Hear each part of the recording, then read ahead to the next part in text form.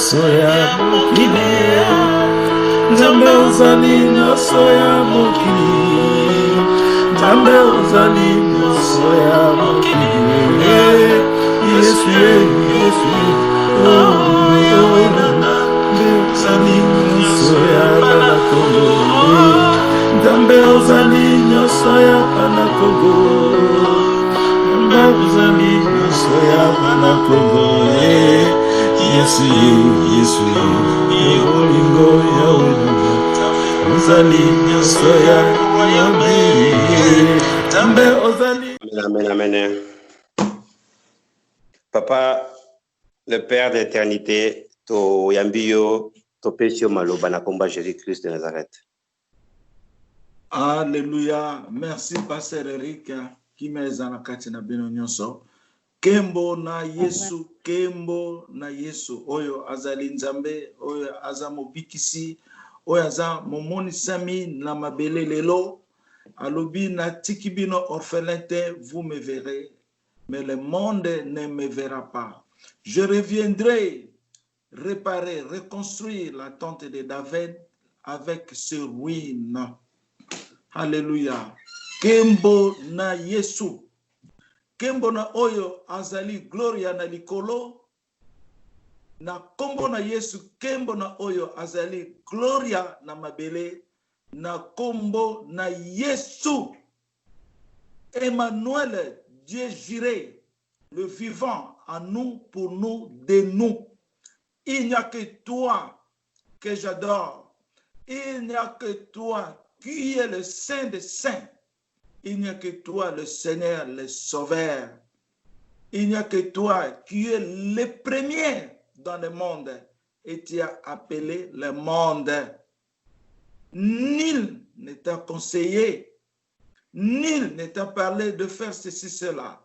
Il n'y a que toi, la sagesse, l'intelligence, les conseils, la force, la domination, la connaissance, la puissance, au nom de Jésus-Christ de Nazareth.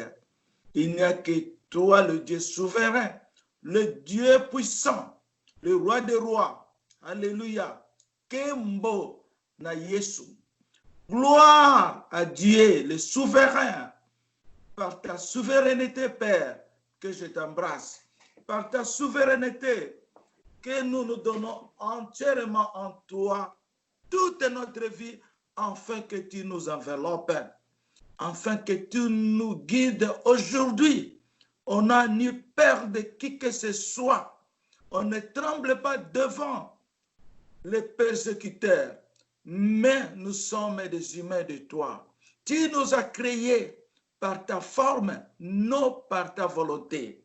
Cela nous indique que nous sommes des miniatures en toi, parce que nous portons ton image.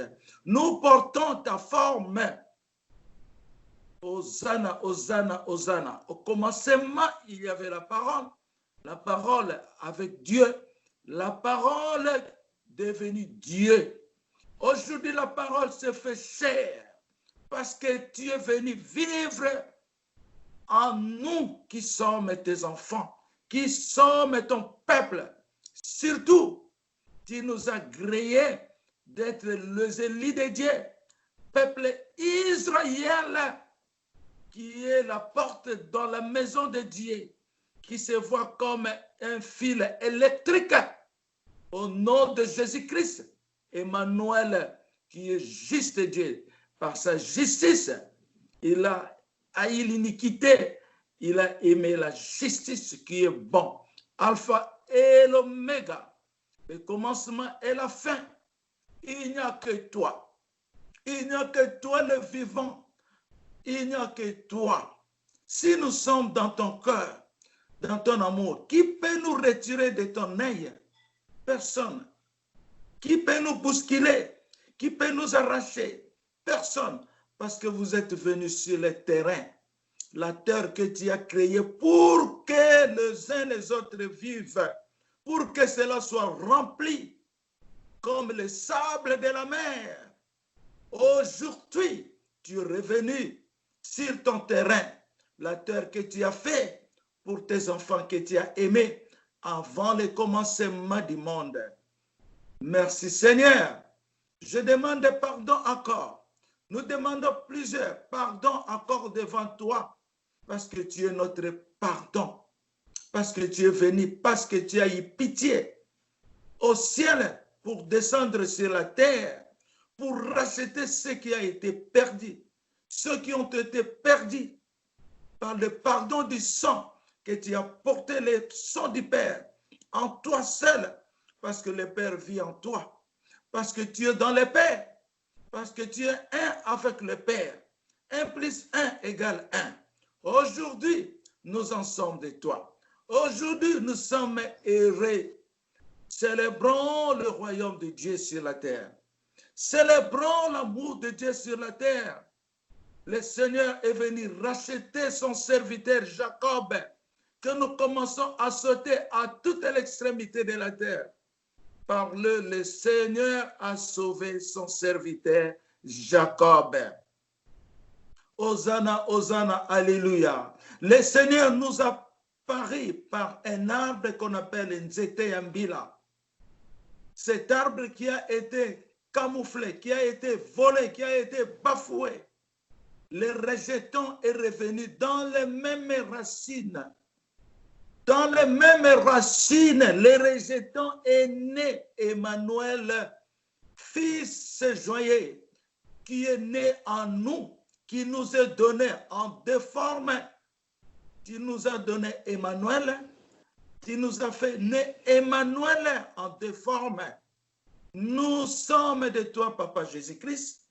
Nous demeurerons toujours en toi, que nous soyons sanctifiés. Peuple Israël, ta face a été cachée, ton identité a été volée. Aujourd'hui, le Seigneur nous est apparu. La souffrance de Nekongo est épuisée parce que l'amour de Dieu est venu affranchir la vérité et triompher les ennemis de Dieu. Dieu est le plus haut des cieux, le puissant des puissants. Il est venu numéro 1 pour racheter le monde qui est ébranlé, dominer toutes les autorités sur la terre. Nul ne peut nous bousculer maintenant parce que le temps est venu. Le temps de Satan est fini. La pleure des enfants de Dieu Israël est finie. Fini. Au nom de Jésus-Christ, la récréation est expirée. Pour les souris qui dansent, au nom de Jésus-Christ, pour les petits saints qui ont dominé le monde, je dis les petits saints qui ont dominé le monde, le Père de la vie, qui est Emmanuel, revenu, reconstruire. La vie, c'est le souffle que Dieu a donné à l'homme.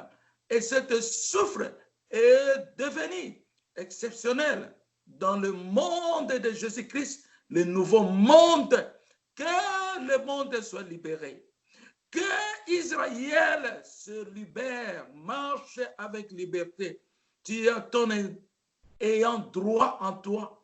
Tu as la vie en toi. Marche avec liberté. N'ayez plus peur.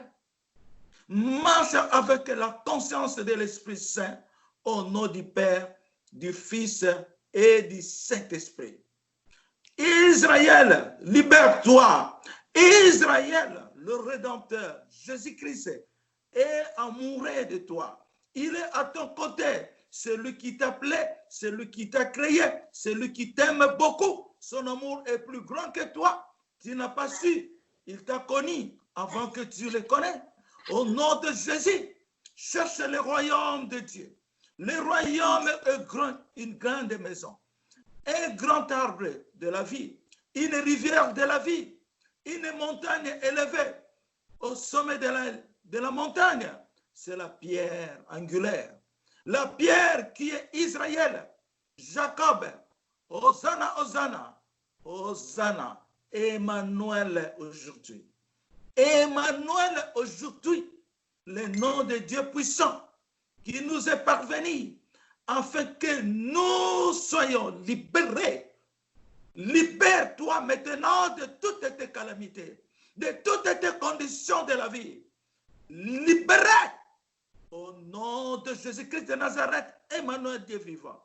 Libérés au nom de Jésus-Christ de Nazareth, le Dieu vivant, de nous à nous, pour nous.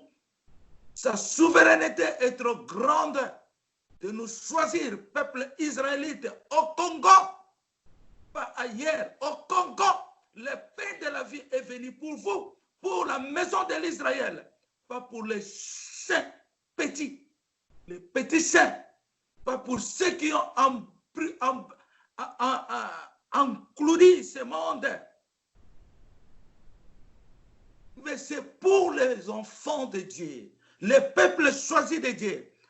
Israël, c'est vous qui portez la parole de Dieu. C'est vous qui êtes les témoins de Dieu. Au nom de Jésus-Christ, Père de la vie, Père d'amour, Père qui est Père d'amour, mon papa d'amour. Oh papa, je me mets en toi, devant toi, en toi seul, afin que Seigneur, tu ouvres ton œil puissant. Nul ne nous retirera encore de ce grand œil. Nul ne nous mettra dans toutes les conditions de la vie qu'ils veulent, Seigneur. Fini. Papa, je vous en prie, je t'invoque par ta bienveillance, afin que la puissance divine manifeste aujourd'hui dans les quatre coins du monde pour sauver le peuple que tu as choisi, pour sauver ce que tu as beaucoup aimé. Tu es exceptionnel, papa. Un Dieu puissant, un Dieu capable qui fait tout ce qu'il veut. Au nom de Jésus-Christ, alléluia. Que l'amour de l'éternité nous embrasse. Aujourd'hui, nous sommes sauvés. Que l'amour de l'éternité, Jésus-Christ de Nazareth, alléluia. Kembo na Yesu, Kembo na oyo aza Emmanuel, Kembo na oyo aza capable na nyonso. Cette pierre, nul ne peut retirer la pierre angulaire sur Congo. Nul ne peut, même les États-Unis, qui que ce soit, nul ne retirera la puissance de Dieu. Fini la récréation. Aujourd'hui, le monde est tremblé. Le monde est devenu malade à cause de la manifestation de Dieu par son amour et par son alliance. Oh Dieu, que ton nom demeure toujours notre pardon. Na kombo na Yesu, par la puissance de la croix, par l'autorité de la croix, que nous t'embrassons, que nous te supplions. Amen. Amen. Amen. Amen. Papa. Kimbo na Yahweh, Kimbo na Yahweh. Hosanna, Hosanna, Hosanna. Hallelujah. Alléluia. Kimbo na Yahweh, Kimbo na Yesu. Amen. Sikola lobi boye to lobi eza mokolo intercession na ningaki na sambela.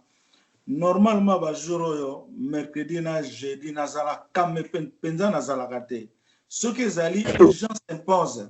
Soki ezali nzamba lobi mokolo wana nde na ozana bino na bengaki pasteur Eric na bino na kwa sese na bino. Mon père m'a parlé, il faut que je sois là pour vous adresser le message qu'il vous a porté. Po tokoki kozala na ndako oyo toyeba te tofandi na ndako nini. Tokoki kozala na ndako oyo toyeba te papa na biso asalaka nini, qu'est-ce qu'il fait. Faut tozala na ndako oyo ezali ndako moko eza puissant.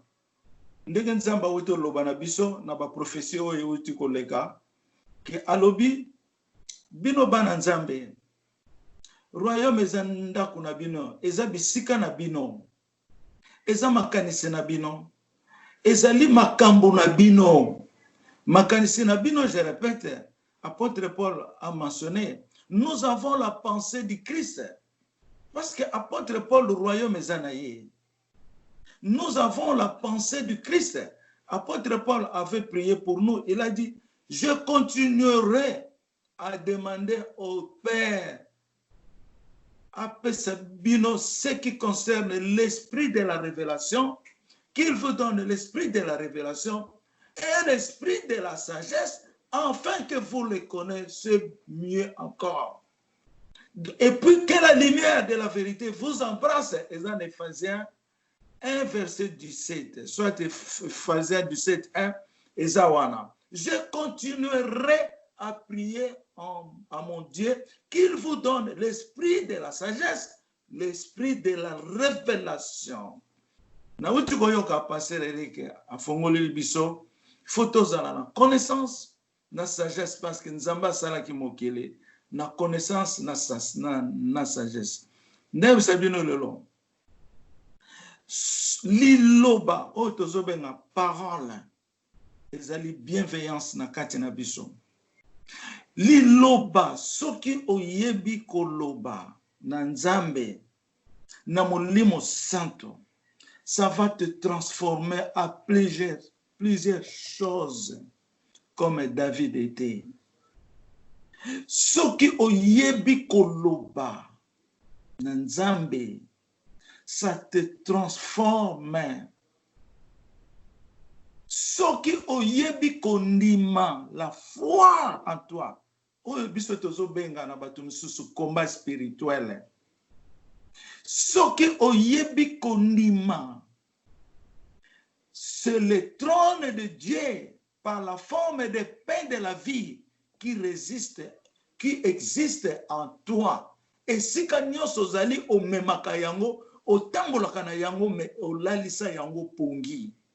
La foi, nous la faisons dormir parce que mon peuple a péri par manque de connaissances. Mais si vous connaissez le rôle de la foi et de la vérité, de la sincérité, de l'honnêteté, je vous dis au nom de Jésus, vous êtes sauvés et vous avez toutes les clés dans tes mains. Fongo les anamaboko na yo. Oyo lingi orosala. Si vous n'aimez pas Jésus-Christ de tout ton cœur, de toute ton âme, de toute ta force, de toute ta pensée, et tu n'aimes pas ton autrui comme toi-même, tu es foutu. Tu peux prier nuit et jour, 40 jours, comment, tout ça. Je vous dis la vérité, rien ne passera en toi et tu vas demander des gens pour prier pour toi. Croyez-moi, je vous dis la vérité, rien que la vérité, parce que au commencement, c'était l'amour qui est Dieu lui-même, l'amour. Donc, avec l'amour, nous devrons exhiber, manifester le rôle de la vérité. Nous devrons vivre dans la vérité. Parle à ton Dieu, parle à ton papa, Jésus-Christ, par la vérité, par la soumission, par le respect. Et c'est pour ça que nous avons dit que nous sommes liés par et si nous avons dit que nous sommes quand vous priez, stoppez toutes choses. Stoppez toutes choses. Parce que Dieu défend les rois des rois. Silence. Silence est le mot là-bas. Ordre, respect, humilité. Donc il faut être vraiment. Naza koloba babiloko eza essentiel ya la vie. Nazo kenela mpo na sambelimo mulaye toza na cadre ya intercession. Na intercession nazo lakisa bino quand on fait l'intercession, toko se comporter ndenge nini. Atoza na kati ya zamba na se ya mai. Mais ce qui est intercession na eza malamu, tu vas être sauvé. Nzamba otinda ba angelo na ye ba sauver yo. Mais avoir la crainte de l'Éternel, ndenge zoba oyo ba banga kangai eloko nyoso ba lingaka bazwaka yango. Bon, na ke wana tokota na prophétie oyo nzambe apesi biso lelo oyo autaki koloba mikolo eleki na koloba mbango pour to comprendre oyo tozwi wana. Lelo toza mercredi le 24. Bon, nazongi mwa sima muke na date ya mercredi le 17 juin. Nzamba alobi heureux ceux qui cherchent refuge auprès de lui. Heureux ceux qui cherchent refuge auprès de lui. Natuna bino question. Na royaume, ndenge toza na royaume, nani alobaka? Na kanisi na ringi to yoka susu. Question oyo pona lingi to saisir yango parce que soki nzamba zoloba boye bamsu bazana na doute bazoyeba te tamsu ndenge bazomona mameli zazoyemba na kombo ya elinzeza mais peut-être bazomona eza idolâtrie ou bien nini bazo comprendre te mais lelo na ko expliquer bino pe na opesa message nzamba pesi lelo pona boyeba ke toza na kati ya royaume muta koko sala aventure na kati ya royaume azate ata ngai moko na koko sala aventure na kati ya royaume te Nazana 83 ans et demi na ministère ya Jésus-Christ. Maintenant on a kokisi 70 ans. Na mabele o naza sikoyo toza na ministère tozo kende 13 ans leloyo. Muta kokosa la aventure na kati ya royaume ezate. Bato bakanisa ka pe mabe balobaka l'homme est faillible. Mais mutu alingi akota na kati ya Nzambe po Nzambe atambusa ye. Mutu nyonso awuti libanda ye na ba capacité na ye, ba modèle na ye, mais Nzambe nde azo sukola biso tokomi moko à Emmanuel Jésus-Christ. Nazo tanga oyo, heureux ceux qui cherchent refuge auprès de lui. Auprès de lui, Emmanuel Jésus-Christ. Bato bazane sengo oyo balingi bakoma na kati na ba ya Nzambe na kati ya Jésus-Christ. Ndenga lobi cherchez le royaume et vous trouverez. Ceux qui cherchent trouvent. Mais ce qu'on trouve royaume okomona ke okote na kati ya ndako. Ndenge zoloba na Apocalypse 3:20. Yesu alobi na telami nazobeta porte liboso ya ndako. Oyo akofongolela nga alobi bien oyo akofongolela nga ngai na kokota na kati na kobanda kolia na ye. Cela veut dire tango tozana Nzambe na kati ya royaume tolalaka na ye, tolamukaka na ye, toliaka na ye, tosololaka na ye. Nzambe azali na biso banda créer biso. Mais biso nde tolalisaka ye pongi. Biso nde tobenganaka ye azala na biso te. Osomona, mais tango tozana royaume Nzambe alobi oyo azane sengo, oyo azakos mi pesa na mibeko dans le commandement. Na répété le sous na Esaïe 48 verset 17, 18, 19. Azoloba, si vous étiez attentifs à mes commandements, votre paix devrait être comme la rivière. Votre bonheur comme le flot de la mer. Na lobika lokona mibale. Kimia ndeto lukaka ekozala lokola rivière. Pe bonheur ezali ngolu. Kimia donc ekokoma lokola le flot de la mer. Kembo oh donc naloba le flot de la mer. Donc mbonge ya mai esilaka te eyaka wa ezongi ezala kola nzete oyo ezana pembeni ya mai ezobimisa ba fruits à chaque saison. Soki toza boye bana Israël, on n'aura jamais de problème. Tokoki koza ba problème parce que c'est la chair, mais ça va passer. Toloba kate ke tokoza problème te ndenge na otoloba. Mais eko ya eko leka. Pambate nous portons la chair. To mi compliqué te parce que toza na Nzambe oya yebi biso. Oya sali biso. Na leki na wana jeudi le 18 juin nzete ya mbila ekomi molai mopepe ekomi ko contempler yango. Jésus ayeli biso na nzete ya mbila ndenge na woto sambela les rejetons oyo basundolaki ezali Congo. Oyo banyokolaki les rejetons mais na kati ya racine na ye nzete abotami wana ndenge zana Esaïe 11 verset 1. Abotami wana abandi kokola nzete wana ndezali le fils nous est donné, l'enfant nous est né. Nzamba lobi nanga bolingo na ngai ezali kuna na mabele. Bolingo na ngai eza kuna na mabele. Parce que Dieu nous a créés par sa forme. La volonté de Dieu n'était pas là. Mais c'est sa forme tout entière. Ce komitali boyo ozana forme ya Nzambe. Nous sommes des miniatures de Dieu. Nous sommes l'image de Dieu. Mais moto abebisi yangona Jésus-Christ ayaki étant que homme avec la chair. Kuna uti mwana ya Nzambe. C'est un fils de Dieu. Mais il a agi étant un homme, pas un Dieu en esprit.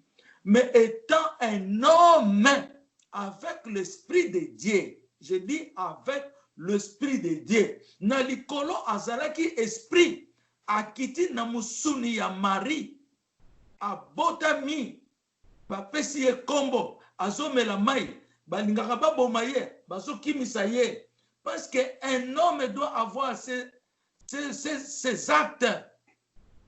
Bazonyokola ye pe bazofinga ye bazako insulter ye azako kima pe po baboma ye il a fui pour dire la vérité parce que il portait la chair de l'homme. Il doit nous montrer, il faut avoir la patience de supporter toutes les caprices, toutes les insultes, toutes les choses mauvaises. Il faut les supporter pour arriver au temps de ta destination. Il a supporté ça parce qu'il y a un temps qui doit passer en lui pour accomplir la parole de la vérité. Tu comprends mon malam. Et ça te yaza mwana nzambe pourquoi yaza pourquoi belaka yaza libo pona nini boye yaza li non. Dieu est mystère, je vous dis, c'est Dieu qui a créé la chair. Et ça mutute muta créé kiango pour demander une question, est-ce que yo yebaki ozalanan? Est-ce que yo yebaki orobota mama sto mobile? Est-ce que yo yebaki orozala boy, orozala moulaï mukuse orozala boy? Yo yebaki, tu ne savais rien, absolument rien. Il faut que la volonté de Dieu marche en toi. Biso toli to za place ya Nzambe, mais ça ce n'est pas bon. To za place ya Nzambe Molimo Santo comme ça biso exceptionnel. Na leki wana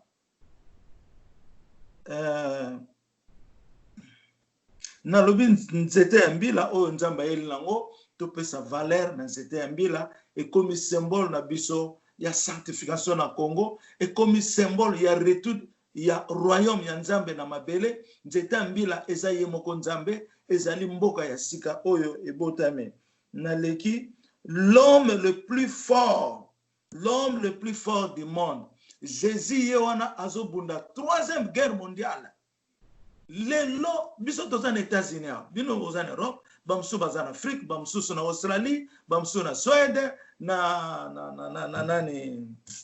Danemark mais mukili nyonso eza tremble maladie wana ezo ya de plus en plus fort encore et ko yana bas condition mususu ya mabe ndenge Nzamba salaki na bana Israël, c'est ça qu'il est en train de faire maintenant.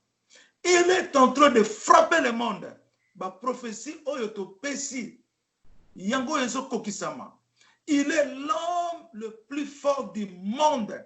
Personne n'existe na oyo sana malelo. Personne n'existe. Tozolo bana bisoka na malembe. Tozolo bana bisoka kalokola mutu moko zéro. Mais le commandement du monde se trouve en lui, dedans lui. Na katina ye. Na molimo santo au nom du Père, du Fils et du Saint-Esprit. Là où se trouve le commandement du monde. Osomona. Nde yangona photo banga Nzambe. Tolanda apparence. L'apparence est trompée. L'apparence est trompée. Mutumsoso umona yo yebite me Yesu azawana. Mona na yo boti o yebite ko boti Yesu. Yesu a partout. Jésus peut se multiplier en plusieurs formes. Je vous dis, la récompense que le Seigneur nous a donnée, à Benjamonine, à l'obi récompense n'a récompensé Congo, n'a récompensé Bana Congo. Mais à l'obi récompense on a ezali trésor oya pesibiso. N'a récompense ezali trésor oya pesibiso. Mais ce trésor est venu en multiples formes. En plusieurs formes, pour bien parler. Si vous avez plusieurs formes, trésor est un moko, mais il y a plusieurs formes. Dieu est un mystère. Et vous avez la likamba malamu boy. Et vous avez la likamba kitoko boy. Et vous avez la likamba tam suso. Aninga sala boy. En plusieurs formes. Qui est Dieu, le Saint. Nzambe azamu nene oyo ezana sukate. Azana mystère oyo ezana sukate. Azana miracle oyo ezana sukate. Mais biso plutôt to jujaka Nzambe na ba problème na biso. Est-ce que nakosi? Tosijaka nzambe, grandeur ya nzambe na ba problème na biso. Mais bolingo ya nzambe eleki makambo na biso nyonso. Bolingo ya nzambe eza pe na suka te. Eyaka kaka munene, eyaka kaka munene, eyaka kaka elengi, eyaka kaka sukali, eyaka kaka na grandeur ya lingi. Na leki wana tozokenda umombango mbango nzambe ok nzamba lobi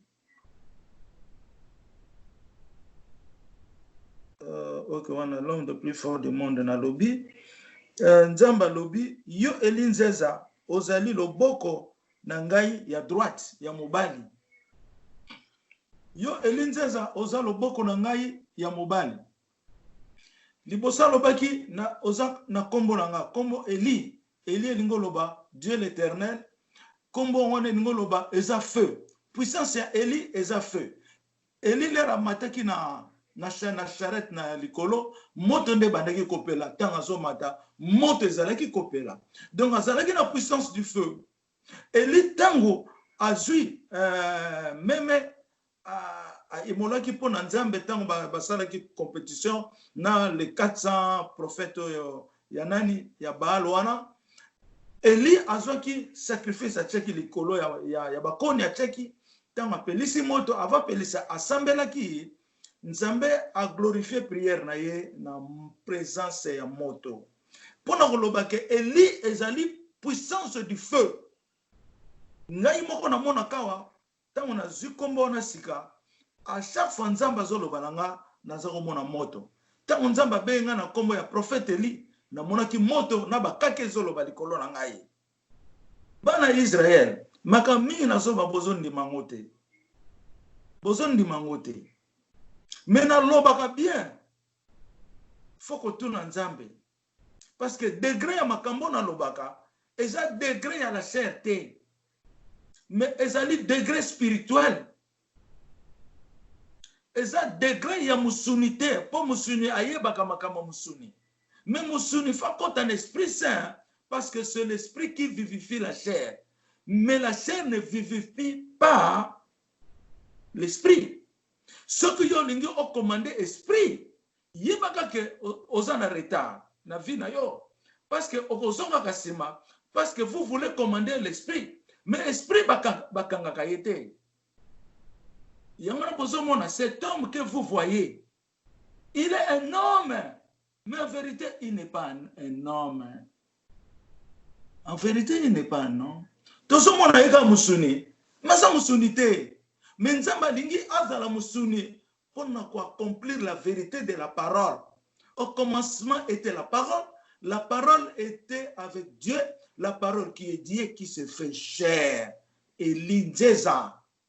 Lelo tokoyoka yango. Et l'inzeza. Tozana mama awa. Amona kasoki na fandi. Ayeba kamakambo na zomona. Natangu bademo baya kobundisaka nga na monaka bango boye parce que nas esprit nazomona bademo pe bazaka ba forme esprit spirituel na monaka bango pe ndenge bazoya soko esprit te komona bango te na komaka ti esika les esprits des morts ezali na komaka bato bakangi na ba chaîne oyo bakufa d'esprit des siècles na komaka kuna. Beaucoup mutona beaucoup comprendre yete ndenge nini. Beaucoup comprendre yete ndenge nini. Tozo kende. Kaka pona sekaka simplicité, humilité, nde yango bozo juger ngande ngwana, mais ne jugez pas l'apparence. Na leki wana ye azali nyonso na manso pona mokili. Loboko na ye ezali nzambe. Libosa lobi bien que Eli aza loboko ya droite ya nzambe. Mais nzamba lobi lisusu po ye azali nyonso na manso pona mokili. Loboko na ye ezali nzambe. Combien de fois nous avons sabino que le boko nanga oye za makambo belé. Ce que na sambelo na tombo le boko. Cette fois les bénédictions. Aucun prophète n'a parlé ça. Personne. Ezaka na yemo konzambe. Personne. Na loboko oye za na makambo belé. Liso nzambe za wana. Gloire nzambe za wana. Dieu me parle, ta main sera découverte. Papa, pasteur, Ebenezer, à Monaki, Likolo Kangama, Namabele, ma pamboli à Bananzambe za bloqué. Ma monaki lo boko nangayi, et yaki ko libéré. Ba prière à Bananzambe pour Nzamba yo kakango. Ba zeya démon, na likolo. Ba kufaki, ba brilaki, pour le boko nangayi, telamaki. Nazolo ma bien lo boko nangayi. Papa na binoté. Tokozo sanctification te. Mais ce qui te yebiye na motema moko pour na ngi koloba ba kombo na binoté. Boko mona vérité. Nzambe alobi boyamba royaume ezali esika na bino. Ezali makanisi na bino pe ezali makambo na bino. Donc, le royaume est ce kiti. Ceux qui ne sont pas seulement célébrer le royaume. Lela lobi to yamba yango. Ndenga loba ki nangaye. Eli. Yamba li loba oyo ekomeli yo. Yamba yango malamu pambate. Yesu azana kati na yo mobimba. Tanga zoloba nangayi boye. Pigeon a wuti likolo ayeko koyana ayeko kitana maboko nangana bandiko saisir ye. Jésus alobi okomi molimo santo, Saint-Esprit. Pendant kazako loba nangaye, yamba li loba oyo, malamu pambate Yesu azepai na yo. Après alobi, maloba oyo yo komaka, kombo nango Jésus-Christ. Les écritures que tu écris, son nom c'est Jésus-Christ. Ozomona, nde yangona nde tozoloba, nzamba alobi boyamba royaume, ezali esika na bino. Ezali makanisi na bino pe ezali makambo na bino. Donc royaume to kozongo lokola ndako moko boye te tozokende pour bien parler lokola église. Mais royaume ekomi vie na biso po nzamba za na kati na biso po nzamba za royaume. Le royaume ezana ba plusieurs formes spirituelles ndeko tozobenga l'arbre de la vie, le pain de la vie, la rivière de la vie, le temple. Ozomona. Donc, et pas yoza ozana kati ya temple, et pas yoza ozana kati ya arbre de la vie, et pas yozali ozana succès ya le pain de la vie. Donc, tozozo ango lokola, et loko moko boete. Mais na kati ya royaume oyo, tokozala na entité, tokozala na babilo na biso, tokozala na gouvernement na biso, mais tozobenga royaume. Et il faut couvrir royaume ya David, parce que royaume ya David ezali entité. Donc eza moral moko ya bato bakozala ba bureau organisation pour bien parler, une discipline, un gouvernement, une discipline. Lelo tozana ba Europe na Afrique, mais tokomona ba service ya Nzambe nyonso eza matérialité. Monsieur c'est moral, monsieur c'est spirituel. Exemple bato bakendeke ko tuna ba renseignement bazo kende kaka bato bazo kono mais bazo ko sasa nango na kombo ya gouvernement kingandi. Do tokomona ba télévision ezali bato bazo yoka bato bazo mona ba image nyonso ezo sala na kombo ya gouvernement songolo. Ndenge moko pe na royaume ya Yesu. Royaume ya Yesu euti likolo et ko couvrir royaume ya David. Mais royaume ya David est entité un gouvernement physique, spirituel et moral. Donc ozomona nde yangona alobi to yamba yango ko yamba yambo ngo oyo ezali royaume oyo euti da likolo. Cherchez le royaume de Dieu. Yangona royaume to yambi. Yangona royaume yoko zongi sa biso makambo na biso. Yangona Israël zongi. Yangona yoko zongi sa église. Yangona yoko kokisa nyonso na manso na nyonso oyo kokisame. Alléluia. Bon, ete valeur ya mobali emonanaka na kitoko ya mwasi na ye. Cela veut dire on a deux points. Na premier point eza église. Église eza phénomène ya mwasi. Symbole ya mwasi ezala mobali ezala nini toza église vis-à-vis ya Nzambe. Donc toza épouse vis-à-vis ya Nzambe. Sikoyo Jésus-Christ akiti aye kokisa libala na ye. Na libala na Yesu aye kokisa. Faut mwasi na ye ayamba ye malamu. Ce qu'on appelle le cœur. Faut to saye to yamba ye to zala kitoko po valeur ya Jésus-Christ emonisama na mabele mobimba. Po Yesu akokisa lolaka na ye. Biso nde tokosala ke Yesu azala bien réussi. Yesu azala bien entretenu. Yesu Emmanuel azala oyo to yambi ye lokola bebe yo boti. Po bebe na yo boti okosundola yete. Okocha Yesu makasia mena Nzambe feleka. Nakanisi to comprendre yango. Na deuxième point ezali oyo nyoso aza na mariage na mobali na ye mwasi. Oyo mwasi ozala exemplaire. Fozala kitoko na bonté na yo po mobali na yo azala na valeur. Mais ce que yo zana bonté te devant mobali na yo azelo côté na miso abatu azelo côté. Donc faut yo mwasi okokisama kitoko na yo ezali caractère na yo. Tozolo bela kitoko ya nzoto te, mais tozolo ba kitoko eza bonté na kati ya motema na yo. Po mobali na yo azane sengo. Ndenge verset moko za na proverbe zoloba, la couronne d'un homme c'est à la suite de sa femme. Donc l'homme porte la couronne parce qu'elle a une femme. Mais ceux qui ont une femme, ils ont une malamu te, akolata couronne te, bakomona ye na ntina te. Na ye na révélation mususu na lobaki lobi, on a tunaki ba question. Na tunaki ba question boy. Oyo ezali komonisama ezali phénomène. Oyo ezali komo contempler ezali pardon. Donc eza deux phrases eza ndenge moko mais eza différent. Oyo ezali komonisama ezali phénomène. Totuna ki question bo répondaki phénomène ezali likambo ya munene. Phénomène ezali topesa exemple ya bien. Eza nzete ya mbila.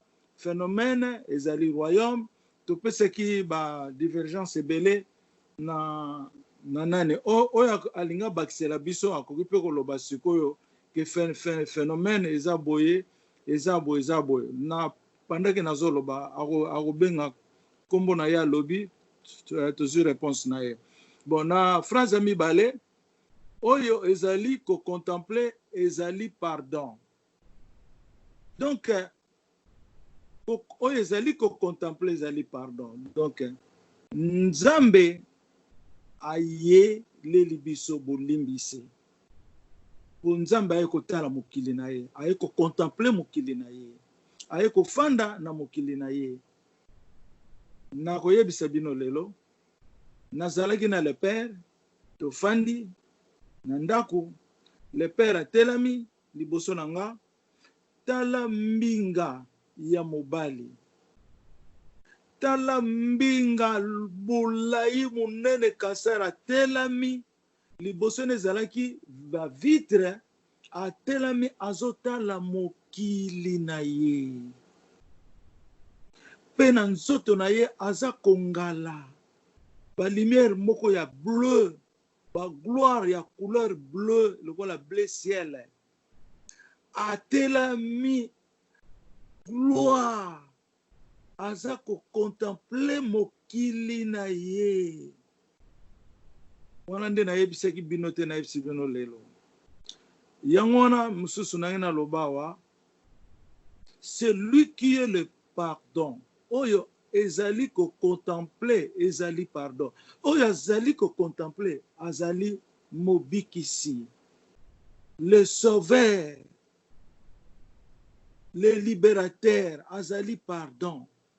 Tango sa limbisi biso tozwi liberté nyonso naleki wana nake sikoyo na oyo elandi nzambe alobi oyo na nti eza lelo nzambe alobi bana bozali baactif ya le roi Jésus-Christ. Na répété lisusu bana azoloba na bana na ye bana bozali baactif ya le roi Jésus-Christ. Na continue. Na continue koloba. Alobi lisusu bolimbisana kobanda kopardonaka dans ngala ndenge na komeli bolimbisanaka bopardonaka donc alobi on a lingala alobi on susu na français bolimbisana poto yoka ngo bien bolimbisanaka bopardonaka yo ozosenga nzambe apardonne biso na yo moko mais yo oza ko pardonner te. Alléluia. Alléluia. Amen, papa. Amen. Amen, papa. Amen. Amen. Amen. Jésus-Christ mutazoloba. Na lobaki nani alobaka na royaume? Réponse ezali nzambe mutalobaka na royaume. Bolimbisanaka, bopardonaka. Yo oza kosenga nzambe apardonne biso pe yo moko, mais yo oza kopardonne te. Wana na koexplike te biso nsuto yoki yango mutu nyonso akoyeba likambo eza na kati ya motema na ye. Po nzambe ayebi oyo eza na kati ya bitema na biso. Awa alobi Eli, alobi na ngai Eli o fulisami o lingalo moko me na comprendre que ni nazoloba o fulisami ko fulisama elingo loba ba cheyo mupepe donc ozana molimo santo na ebite nana ko expliquer nga na ndenge mususu alobi o fulisami na chango entre parenthèses o kokisami nzambe azali na yo yo pe ozali na nzambe. Après alobi la bénédiction est là. Na continuer on a na clôturer awa titre awa eza la puissance divine. Alobi boy la puissance divine eza ezomonisama na mokili oyo. La puissance divine ezomonisama na mokili oyo. Amen. Toyeba ke puissance divine oyo komema biso tina destiné eza deja na nzela abandi koya deja ekozala somo mutu nyonso akomitunana epai nasambeleki donc ezalaki faux esika nazalaki kokende chaque jour ezalaki mabe ngai nakanisaki ke oyo azalaki na ngai aza mutu nzoka aza mutu mabe. Po puissance divine eye komonisa basekret nyonso. Puissance divine eye komonisa na vérité ya nzambe. Alléluia. Puissance divine eye kodomine mokili mobimba. Eye kokomisa nzambe na vérité. Amen. Alléluia. Amen. Amen. Soki liloba ezalaki te ndenge moko kaka soki ozalaki liloba mais ozalaki te. Je vous le dis, nul n'était pas fait sans lui. Nul n'était pas fait sans lui.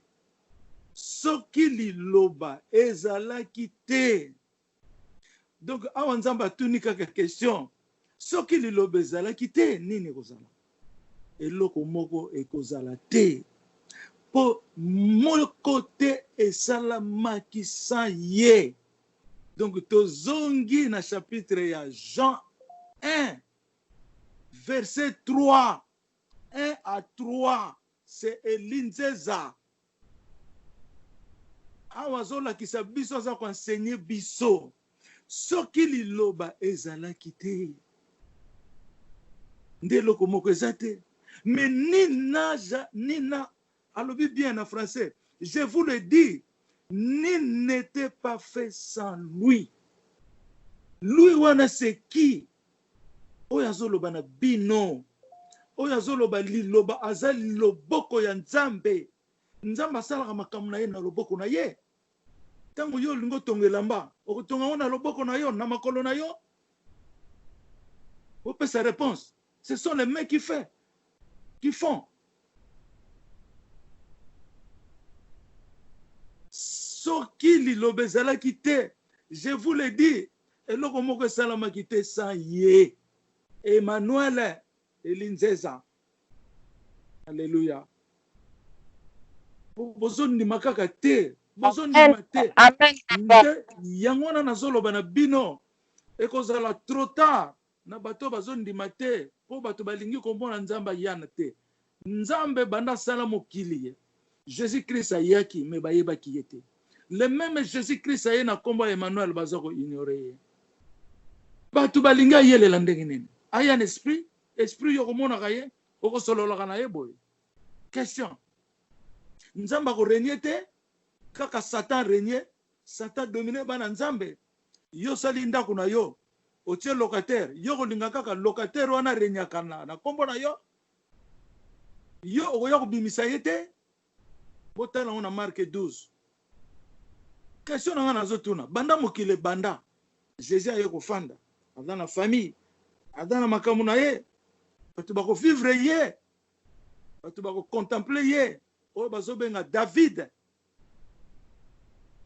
To balingundi matin ndenge nene. Yango na lobi tokoki kosala aventure na royaume te. Tokoki kokosa bato na kati ya royaume te, parce que nous jurons au nom de Jésus-Christ de Nazareth. Nous jurons que nous parlons la vérité, rien que la vérité. Bino pe boza ba témoin, bozo vivre yango. Ngina tanga ba kombo te, sinon te bozo bataki. Bino pe bozo mona yango. Tanga zoloba, oya za loboko na ngai ya droite. Ta lobi loboko wana eza Nzambe ye moko. Vous ne comprenez pas? Eloko moko te sama na mokili sans Elinzeza. Je parle la vérité, rien que la vérité. Je suis la main de Dieu. Je suis la parole de Dieu. De 1 à 3. Papa nanga Yesu nde aza vie na kati na ngai. Nde aza le rédempteur na kati na ngai. Ngai na ye toza moko. Pour vous dire la vérité. To fabrikaka banzembo te. Banzembo na biso nyonso eza ba chanson sainte. Et utaka na inspiration. Ndenge ngai moko na yembaki. Osalaki nga na mokolo ya liboso. Tu m'as mis avant toute la promesse du monde. Je m'adressais ma parole au Seigneur. Osala kinga na mokolo ya liboso. Alors, photo zala na ko yamba mwana ya Nzambe. Soko lobiata mwana Nzambe na sepeli. Obenga papa Eli na sepeli. Obenga Emmanuel na sepeli.